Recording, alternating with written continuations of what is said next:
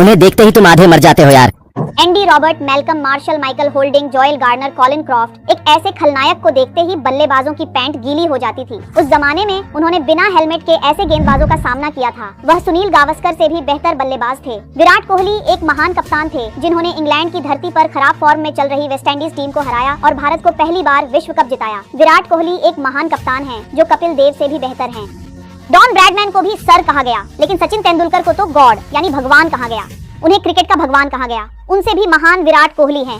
भारत का नाम सुनते ही कांप उठने वाले पाकिस्तान के पूर्व प्रधानमंत्री परवेज मुशर्रफ को भी अपना दीवाना बना देने वाला खेल दिखाया। 2 वर्ल्ड कप और एक चैंपियंस ट्रॉफी जीतने के बाद भी विराट कोहली ने कहा, इस देश ने मुझे बहुत कुछ दिया है, मुझे अभी और भी कुछ करना है। ऐसा सोचकर 15 दिन कश्मीर में आर्मी ट्रेनिंग लेकर क्वालिफाइड पैरा ट्रूपर बने मिस्टर कूल MS धोनी से भी बड़ा कप्तान। विराट कोहली, सुनील गावस्कर, कपिल देव, सचिन तेंदुलकर और धोनी को जो प्राइवेसी की समस्याएं नहीं थी, क्या वे विराट कोहली को आईं? भारत की सख्त फिल्मों के इर्द गिर्द देखने पर चिन्नवाड़ा कहकर एक अद्भुत गीत लिखा था सिरिवेन्नेला जी ने।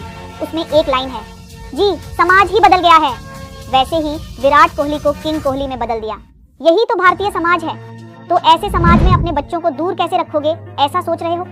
मतलब अगर मुझे प्राइवेसी की समस्याएं आती हैं तो मैं चाहता हूं कि मेरे बच्चे सामान्य जीवन जिए। इसी वजह से मैं इंग्लैंड जा रहा हूं। लेकिन जिस धरती ने तुम्हें उस स्तर तक बढ़ने का मौका दिया कि तुम्हें प्राइवेसी की समस्याएं आईं, उसी धरती से अपने बच्चों को दूर करना तुम्हें सही लगा। ऐसे ही भारत में कमाया, इंग्लैंड में उम्र कैसे बीतेगी, खर्चा कैसे चलेगा, ये सब हमारे लोगों के लिए, बहुतों के लिए एक आदत बन गई है। लेकिन एक क्रिकेटर का ये कहना कि मुझे यहाँ प्राइवेसी की समस्याएं आ रही हैं और फिर क्रिकेट की जन्मभूमि इंग्लैंड जाकर बस जाना, ये तो एक बड़ी कॉमेडी है।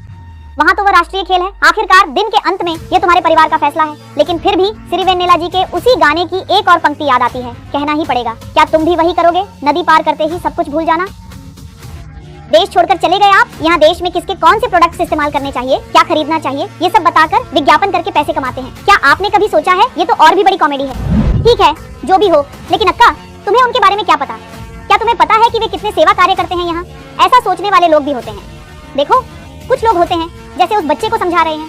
अगर कोई कहे कि दिन होता है तो रात भी होती है, उजाला होता है तो अंधेरा भी होता है। अगर कोई कहे कि मुझे सिर्फ उजाला चाहिए, अंधेरा नहीं चाहिए, तो वो मुमकिन नहीं है। इसी तरह इस समाज से नाम चाहिए, प्रतिष्ठा चाहिए, पैसे चाहिए, प्रशंसा चाहिए, सब कुछ चाहिए, लेकिन यहाँ मुझे प्राइवेसी इश्यूज हैं, मैं नहीं रह सकता।